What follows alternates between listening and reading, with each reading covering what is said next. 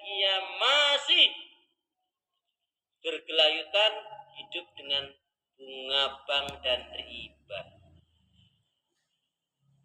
Ya. Yuk bergegaslah, bertobatlah kalau masih ada. Nggak berkah. Kemudian yang dimaksudkan hasanah fid dunya yang keempat adalah apa, Bu? Hasanah fid dunya yang pertama adalah yaitu hidup di atas petunjuk hidayah Allah. Yang kedua adalah ilmu yang bermanfaat. Yang ketiga, sebelum anak pasangan hidup dulu. Pasangan hidup yang baik soleh. Maaf di poin ini saya ingin tandaskan dua hal. Maaf Bu. Yang pertama, ibu jangan sampai tergolong istri, ya. Jangan sampai tergolong seorang istri atau seorang ibu yang diancam dengan neraka. Sudah tahu maksudnya? Kalau belum nanti tak terangin.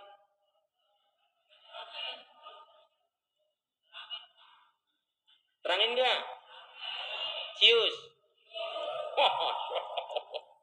Bu perhatikan, seorang istri atau seorang ibu suaminya meninggal.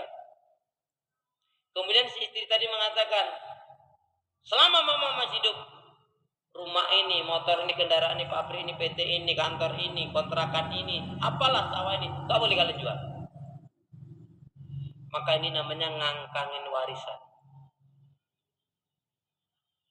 Urusannya bukan masalah itu anak ibu, tapi urusannya dalam hukum itu adalah yaitu menzalimi harta anak yatim.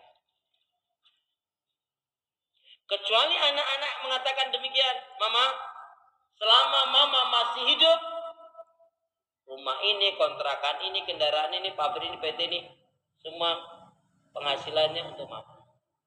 Kalau anak yang mengatakan demikian, itu berarti kita berhasil ngedidik anak menjadi anak yang baik, soleh-soleh.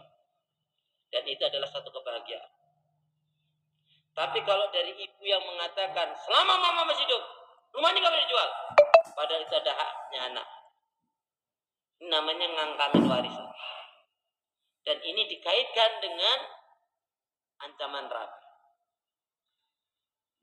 Kira-kira ada nggak seorang ibu yang seperti itu? Nggak apa-apa. Saya ngisi tempat lain, tempat pengajian yang lain juga ada. Setelah pengajian dia nemenin saya, gimana saya? Itu saya Ustadz. Ibu segera tobat, kumpulkan anak-anaknya.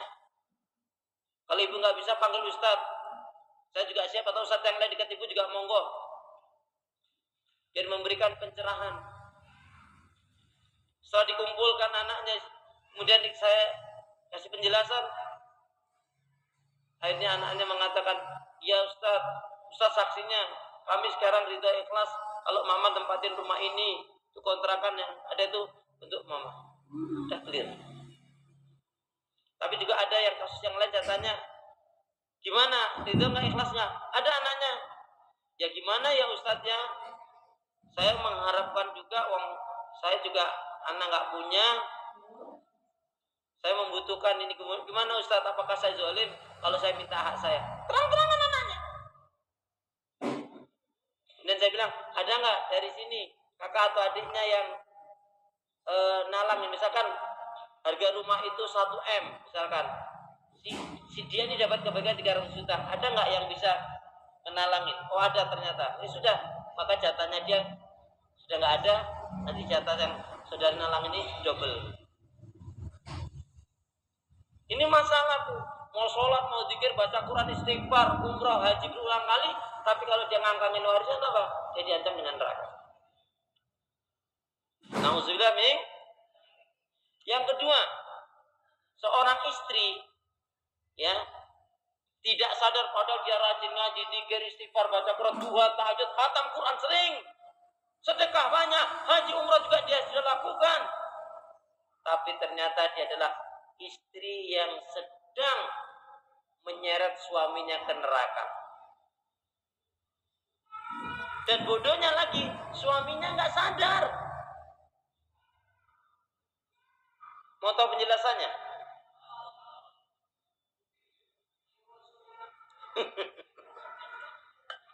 Nih Bu, Saya rasa ibu-ibu sebagian mungkin masih ada. Jadi gini, kalau suami ibu masih punya orang tua, halo, suami ibu masih punya orang tua berarti mertua ibu. Ibu juga masih punya orang tua, berarti mertua suami ibu. Kalau suami ibu condongnya, cenderungnya, baktinya, baiknya lebih kepada orang tua ibu ketimbang orang tuanya dia, dan ibu membiarkan suasana seperti ini, keadaan seperti ini, maka ibu berdosa. Karena seorang suami, seorang anak laki-laki, dia harus baktinya lebih kepada orang tuanya. Dia ngasih uang orang tua ibu, mertua ibu 1 juta. Giliran ngasih orang tuanya dia cuma 500. Dan ibu senang dengan keadaan seperti itu, membiarkan, ibu berdosa. Contoh, kalau orang tuanya datang, mertuanya maksudnya, dari suami datang, tuh papamu datang tuh, alah biasa, datang cuma mbak jeruk, mbak salah, nanti pulang-pulang alasan pinjam duit lah, ngutang lah, ini itulah, gak pernah bayar. Payah tuh papamu itu. Suaminya bodoh lagi. Iya, aku juga sebetulnya kurang nyaman sama papa ini. Payah. Berdosa dia. Kemungkinan ada kasus seperti ini.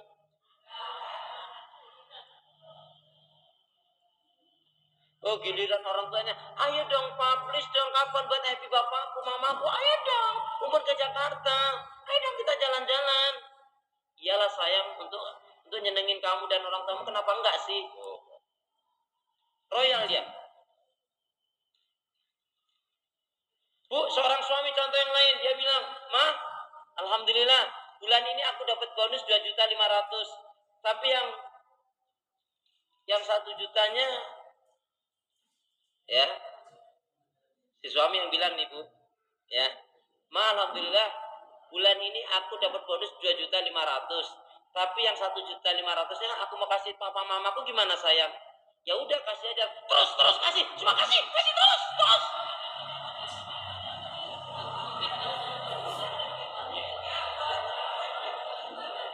Dengan sikap istrinya seperti itu bu, akhirnya suaminya jadi gak ngasih.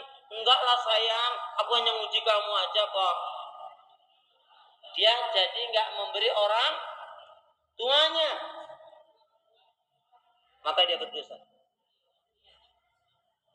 Berarti ini istri yang tanpa sadar menarik suaminya ke neraka.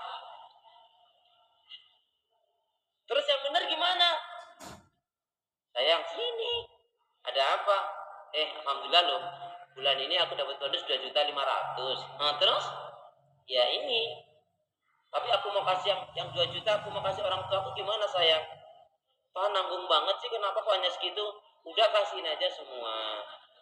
Pak, sebentar ya Pak ya. Maaf, tapi aku belum, sebenarnya minta maaf loh. Kenapa sayang? Sebetulnya aku udah 8 bulan ini aku juga nabung, nyalengin. Ya alhamdulillah, kalau memang papa mau ngasih untuk papa mama, ya sudah. Ntar ya Pak, ambilin dulu kotaknya. Diambilin. Ya.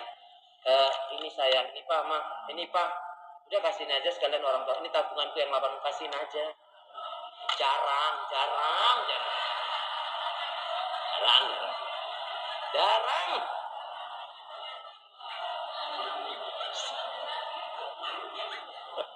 Betul jarang.